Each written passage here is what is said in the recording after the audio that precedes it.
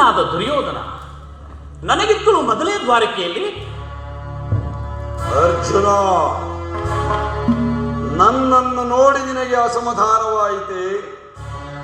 ನೀನು ದ್ವಾರಕೆಗೆ ಹೊರಟೆ ಎಂದು ಕೇಳಿ ತಿಳಿದ ಬಳಿಕವೇ ನಾನು ಹೊರಟದ್ದು.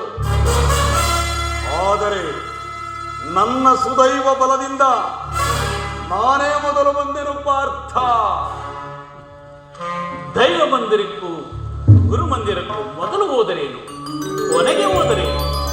ಎಲ್ಲರಿಗೂ ಅವರವರ ಭಾವನಾನುರೂಪವಾದ ಫಲವು ದೊರೆಯುವುದಲ್ಲವೇ ಸುಲಭ?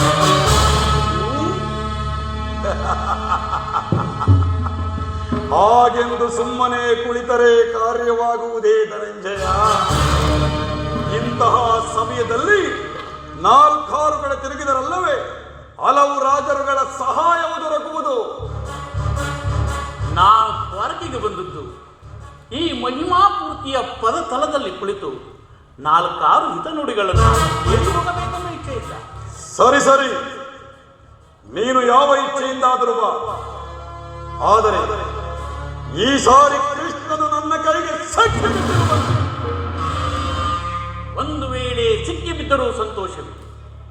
ಗುರು ಪಾಂಡವರ ಧಮನಿಗಳಲ್ಲಿ ಒಂದೇ ಅಂಶದ ಪವಿತ್ರ ರಕ್ತ ಹರಿಯುತ್ತಿದೆ ಎಂಬುದನ್ನು ನಾನು ಮರೆತಿಲ್ಲ.